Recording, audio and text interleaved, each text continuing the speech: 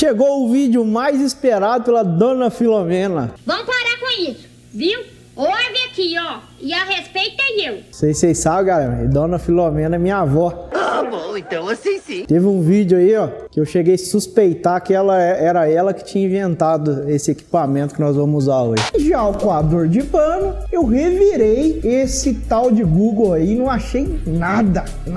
E eu muito intrigado com isso, falei, gente, como assim? Não tem quem descobriu o coador de pano? Liguei pra minha avó. Vó, da onde que saiu esse coador de pano da senhora? Ah, ela virou pra mim, Gabriel, isso aqui fui eu que fiz. Rapaz, a minha avó descobriu o coador de pano.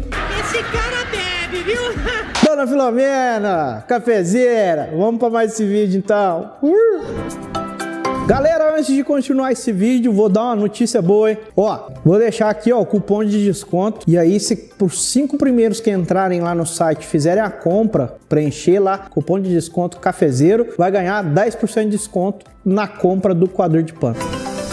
Galera, hoje nós vamos falar desse método de preparo que eu diria que é quase patrimônico. Eu diria que é quase patrimônio do Brasil, né? Que é o coador de pano. Até cada lugar chama de uma coisa, né? Já vou ouvir falar fazer café na meia. Ih, tem de tudo. Falando em meia, galera, segundo o relato histórico, a primeira forma de preparar o café nessa leitura, né? Vamos dizer assim, nesse método de preparo, dizem que foi durante a Segunda Guerra Mundial, aonde os soldados, naquela abstinência e toda a guerra acontecendo, filtravam o café na meia. O sangue de Jesus tem poder, tem poder, tem poder. Ainda tinha um toque extra aí, que imagina, soldado, sei lá quantos dias lá, em meio à guerra, aquela confusão, tinha um toquezinho especial aí, que era o chulé individual de cada soldado.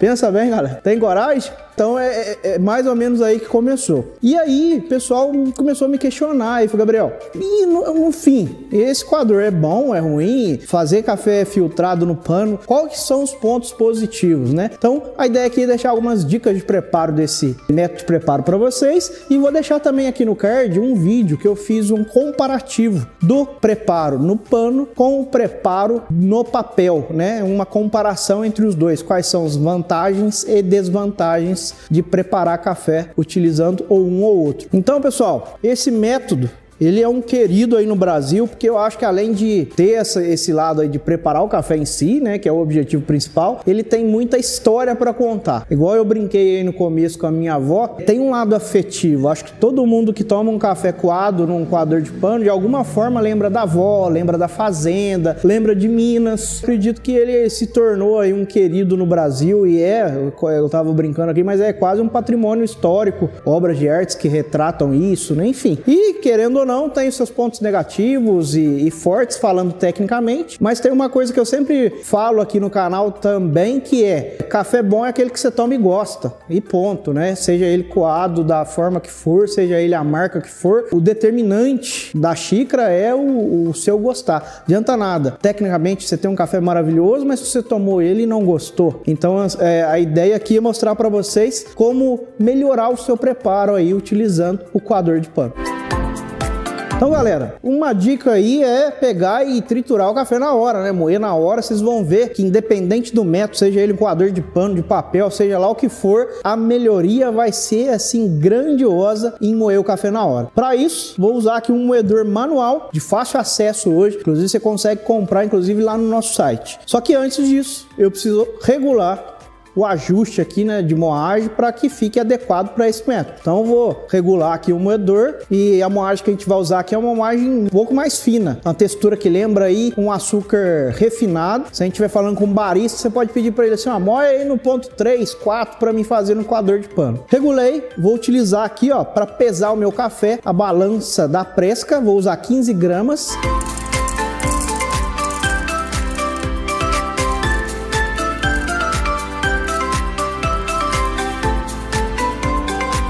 Pesei o café, beleza, joga no moedor e vamos triturar. É bom que você já faz uma terapia aí, galera. Vale ressaltar também, galera, que os cafés que normalmente você compra aí no mercado já, torrado e moído, eles estão nessa moagem aí que é bem adequada pro coador de pano. Só uma ressalva: os cafés especiais torrados e moídos. Os cafés extra fortes e tradicionais, normalmente a moagem é muito fina e aí acaba provocando muito amargor na bebida.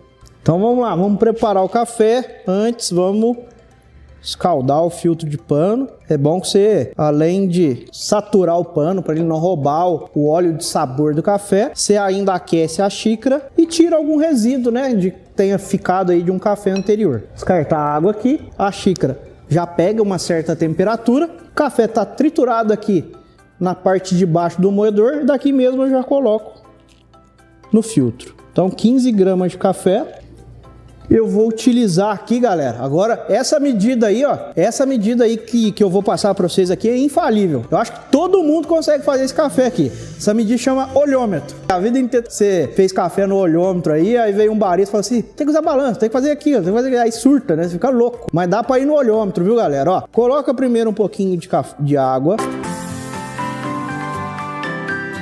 Cobriu e começou a filtrar lá embaixo, para um pouquinho, para o café hidratar, começar a saturar, e depois de saturado ele vai liberar mais sabor na xícara. Tecnicamente a gente chama isso de pré-infusão. Lembrando, vou deixar aqui no card, tem um vídeo aí que fala especificamente desse processo que é a pré-infusão. Acessa aí que você vai entender. Mais ou menos uns 30 segundinhos. Depois volta com a água. Movimento circular sem jogar direto na parede do pano. Cuidado para você não vir com um jato de água muito forte e a água fazer assim por fora, ó, e correr por fora do pano e não ter a extração do café. Então o círculo é bem central para que você possa ter uma boa extração aí, ó. Cedeu ali mais ou menos um dedo, volta com a água. E assim vai, até você chegar numa medida ali que é compatível com a xícara. Eu falei olhômetro, mas qual que é a intenção aqui? Essa xícara cheia, ela tem o equivalente aí de 160 ml. Um dedo da borda vai dar mais ou menos aí uns 150, né? 140, 150. Se a gente for converter para aquela famosa proporção que a gente conhece, vai chegar no que a gente chama aí de 10:1. A cada uma parte de café, 10 de água. Gabriel, mas você tá falando que é o olhômetro, vai chegar uma hora que tá perto do volume que eu quero e ainda tem água no coador em cima.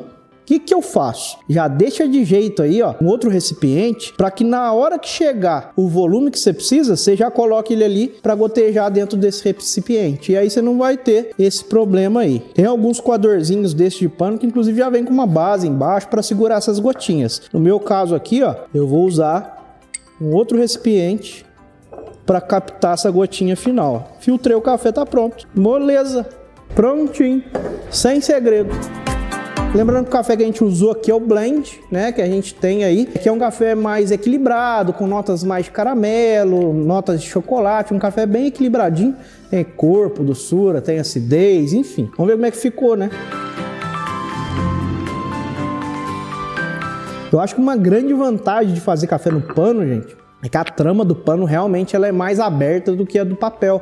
Então, quando você extrai um café no pano, ele traz mais oleosidade, né? Então você percebe que o café fica mais encorpado por conta disso. Tem uma característica que eu acho que a gente não vai conseguir correr nesse método, mas a gente tem que entender como a característica do método de preparo, que é um gostinho, um sabor residual que lembra, de fato, o pano, né? É uma característica ali que você consegue perceber se você for bem detalhista. Eu acho que ele tem esse apelo forte de ser um equipamento muito conhecido no Brasil, tem essa coisa da mineiridade, tem essa coisa do aconchego da casa da avó, enfim. Então ele tem esse potencial aí pra gente explorar, principalmente nas cafeterias, explorar no nosso dia a dia, na visita de um amigo, explorar como um presente, por que não, né? Às vezes você surpreende uma pessoa querida presenteando com uma coisa que ela não vê há anos por conta de tudo isso que a gente vive, essa loucura do nosso dia a dia. E aí tem muita gente que desconectou, né? Desconectou dessa peça, dessa utilidade doméstica. E aí quando ela recebe isso de presente, ela realmente resgata muita lembrança boa e isso acaba deixando a pessoa mais acariciada, né? E aí, Gabriel, filtrou o café, o que eu tenho que fazer depois?